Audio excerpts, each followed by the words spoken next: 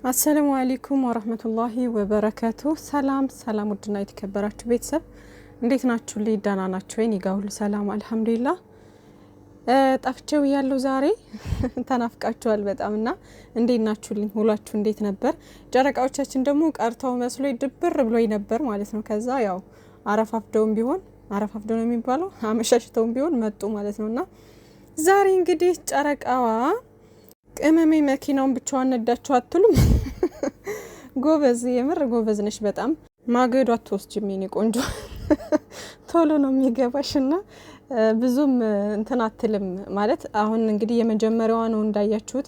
ከዚህ በፊት በቪዲዮ እንዳሳዩን ምናልባት ከቪዲዮ ጀርባ ሌላ ጊዜ አለማምዷት ሊሆን ይችላል። ግን እኛ ያየነው የሆነ ሰዓት ላይ ገና አዲስ የገዛ ሰዓት ላይ የዛኔ ትንሽ ሰከንድ የምትሆን ምናምን ነርታ ነበር ማለት ነውና ይመችሽ ቅመም እየፈታ ነው ያደረገች በዚሁ አጋጣሚ።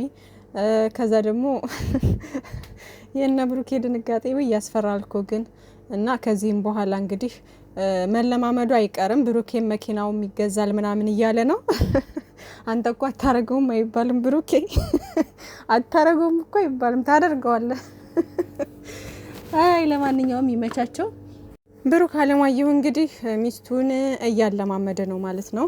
ቅመምዬም ደግሞ በጣም አምሮባታል ምናምን። ከዛ ደግሞ መኪናውን ስትይዘው ዋው የምር በጣም ነው የሚያምርባት መኪና ይዛ ምናምን። እና ይመችሽ ሀይሚዬ። ከዚህ በኋላ የተወሰነ ጊዜ ከተለማመደሽ ካየችው በደንብ ትችላለሽ ብዬ አስባለሁ ማለት ነው። ትችላለሽ ደግሞ እና እሷ የከበዳት አሁን መዞሪያው ጋር እና ደግሞ ፊት ለፊቷን ብቻ ነው እንጂ የምታየው ይሄ መስታወቱን ስፖኪ ነው የሚባለው እሱን አታይም ማለት ነው። እና እሱ ግን ዋና ነገር ነው። ምክንያቱም ከኋላ የሚመጣውንም የፊት ለፊታችሁንም እንትን ይላል ማለት ነው። ማለት ከጀርባ የሚመጣውን ነገርና በጎን የሚሄደውን ነገር ያሳያቸዋል ማለት ነው አይደለ? ስለዚህ እሱን ነገር ማየት መቻል አለባት ማለት ነውና ይሄን ደግሞ ቀስ በቀስ በሂደት ተለምደዋለችም ታውቃለችም ብዬ አስባለሁ ማለት ነው ውዶች። ይሄና ዛሬ ፈታ ዘና አድርገውኛል። የሆነ ፓርት ላይ እኔም ደንግጬ ነበር እንኳን እነሱ ማለት ነው። ወይኔ ያስደነግጣል እኮ በጣም። ግን ከዚህ በኋላ ብሩክ ወንድሜ እንደዚህ ሰው ከሌለበት ቦታ ነው ማለማመድ እንጂ ይሄ አሁን ሰው አለበት ይመስለኛልና መንገድ ነው እንግዲህ እንዳያችሁት ምናምን ሰው አለ ይሄዳል፣ መኪናም አለ ምናምን ነገር ሶ የሆነ ሜዳ ላይ ሆናችሁ ሜዳ ላይ ነው አይደለ? ብቻ መኪና መለማመጃ እንደዚህ አይነት ቦታ ላይ ባይሆን ጥሩ ነው። ያስፈራል፣ እንደ ተለማማጅ ያስፈራል። እና መኪናም ሰውም ብዙ የማይገኝበት ቦታ ቢሆን አሪፍ ነው ማለት ነው። እና አላህ ይጠብቃችሁ። እኔ ምንም ማለት አይደለም። አላህ ይጠብቃችሁ፣ ራሳችሁን ጠብቃችሁ። እንደዚህ ሰው መኪና በማይበዛበት ቦታ ቢሆን መልካም ነው ብዬ አስባለሁ። ከዛ በተረፈ ጎበዝ ነች ቅመም አይደለች ድሮስ። እና ደግሞ ብቻዋን ምናምን ሲተዋት እንዴት ፈርቼ እንደነበር አጋጣሚ ነዳጅ ብነካስ ምናምን እያልኩ በጣም ፈርቼ ነበር። እሷን ፈርታ ነበር በነገራችን ላይ አልነዳም ምናምን እያለች ነበረ እንዳያቸዋት። ግን ደግሞ ጥንቁቅ ነች፣ ጎበዝ ነች። እና ከዚህ በኋላ ብዙም ጊዜ የሚወስድባት አይመስለኝም ማለት ነው። ትይዛለች፣ ከዛ መኪናው ይገዛል፣ ከዛ ምናምን በቃ እንዴ። በነገራችን ላይ እነ ፍቅር ምናምን ይዘዋል ይመስለኛል እኮ አይደለ? እነ ሄለን ምናምን የቡታጅራ ሴቶቹ እነሱ ይዘዋል ይመስለኛል። እና ቅመሜ ትንሽ እንደዚህ አይነት ነገር ላይ ስለምትፈራ ነው። ግን ከዚህ በኋላ ትጠነክራለች፣ እየለመደችው ስትሄድ ምናምን ትጠነክራለች፣ ከዛ ትይዛለች። ከተለመደ ደግሞ ያን ያክል የሚከብር ነገር አይደለም። ብቻ ዋናው ነገር አይምሯችሁን እንትን ማለት ሌላ ነገር ማሰብ የለባችሁ። መኪና ስትይዙ ምናምን ፎከሳችሁ መንገዳችሁ ላይ ብቻ መሆን አለበት። እና ከዛ ደግሞ ይሄ ፍሬ ነዳጅ የሚባሉትን ነገሮች በደንብ ጠንቅቆ ማወቅ፣ እዛ ላይ ፎከስ ማድረግ ምናምን ብቻ እነዚህ ነገሮች ጠንቅቃችሁ ካወቃችሁና በደንብ እንትን ካላችሁበት ቀላል ነው ብዬ አስባለሁ። ሁሉም አሁን አብዛኛውን እየያዘ ነው። ግን ያው ፎከሳችሁ መንገዳችሁ ላይ እናያዛችሁት መኪና ላይ ብቻ መሆን አለበት ማለት ነው። የሆነ ሰዓት ላይ ምን እንደተሰራን ታውቃላችሁ? እዚህ የሴትዬ ልጅ ማለት ነው ትምህርት ቤት ሊወስደኝ ልጆች ላመጣ ማለት ነው። ከዛ ሌላ እያሰበ ሌላ ነገር አእምሮ ውስጥ ሌላ ነገር እያሰበ ነው ብቻ ማለት ነውና መንገዱ ስቶ ሌላ ቦታ በቃ ዝም ብሎ በሌላ ቦታ ሄደ። ከዛ እንዴ ምን ሆኖ ነው ይሄ ልጅ ወዴት እየሄደ ነው? ወይ የሆነ ቦታ ደርሶ በዛው ልንሄድ ምናምን አስቦ ነው ብያስቤ እኔም ዝም አልኩ ማለት ነው። ከዛ ለካሱ ሌላ ቦታ በቃ ሌላ ዓለም ውስጥ ነው ያለው ማለት ነው። እና ዝም ብሎ ሲነዳ የሆነ ፓርት ላይ በቃ እርሻ የሆነ እንዴት ነው ዱባይ ምናምን ያላችሁ ታውቁታላችሁ። ዱባይም ሆነ የትኛውም አረብ ሀገር ላይ ስትሄዱ የሆነ አቧራ ቦታ የሆነ ምንም ነገር የሌለበት ቦታ ያጋጥማችኋል አይደለ? ላይክ እንደዚህ አይነት ቦታ ላይ ዝም ብሎ በመሀል ለመሀል ሄደበት ምናምን እንዴ ምን ነክ ነው ምናምን ብዬ ስጮክ ማለት ነው። ከዛ ብንን አለና በቃ እንዴ ምን ሆኜ ነው ምናምን ብሎ ደንግጦ እሱም ከኋላ ዞር ብሎ አየ ምናምን በቃ ከዛም በኋላ ወደ ራሱ ተመለሰ ማለት ነውና አንዳንዴ የሆነ መኪና ስንይዝ ሀሳባችንን የሚሰርቀን ነገር ሀሳብ ውስጥ ወይም ጭንቀት ውስጥ ሆነን ልንነዳ አይገባም። ፎከሳችን መንገዳችን ላይ መኪናችን ላይ በቃ መሆን አለበት ማለት ነውና የሆነ ሀሳብ ውስጥ ከገባችሁ የሆነ ጭንቀት ውስጥ ምናምን ከገባችሁ ተናዳችሁ አሁን ሰው ተናዶ ሲወጣ ምናምን ቅመሜ ብዙ ጊዜ ተረጋጋ ምናምን ትለዋለች ብሩኬ ማለት ነው። እውነት ነው። የሆነ ተናዳችሁ ምናምን ተሽከርካሪ የምትይዙ ከሆነ በንዴት በቃ የሆነ ከባድ ነው ጉዶቼና በጣም ይከብዳል። ተሽከርካሪ የሚይዝ ሰው ጥንቁቅ ሊሆን ይገባል። ፎከሱ እዛ ላይ መሆን አለበት ማለት ነው። ከዛ በተጨማሪ ይሄ ሱስ ነገር ምናምን ያለበት ሰው አይመከርም፣ ያው ታውቃላችሁ። ከዛ ውጪ ፏ ነው ማለት ነው። እና መግቢያ ላይ እንግዲህ ብሩኬ የተናገረው ነገር ነበረ። ጨረቃ ፋሚሊ አንድ ናችሁ፣ አሁንም ወደፊትም አንድ ሆናችሁ ነው መቀጠል ያለባችሁ። አንድ ነን፣ አንድነታችን ድምቀታችን ነው ብሎ ዛሬም ተናግሯል ማለት ነው። እና እውነት ነው፣ ጨረቃ ፋሚሊ አንድ ነው። በቃ ሁሉም ጨረቃ ፋሚሊ አለቀ። ከዛ ውጪ ይሄ ነው የሚባል ነገር አይሰራም፣ ደስም አይልምም። ይሄ የሚጠቅምም ነገር አይደለም። የምናውቀው ጨረቃ ፋሚሊ ነው። ከዚህ ውጭ ምንም የምናውቀው ነገር የለም። አንድ ነው፣ አንድ ነን ሁላችንም ወደፊት ማለት ነው ከጨረቃዎቻችን ነጋ። ስለዚህ ሌላው ደግሞ ስለ እዩም ጉዳይ ትንሽ አንስቶ ነበረ።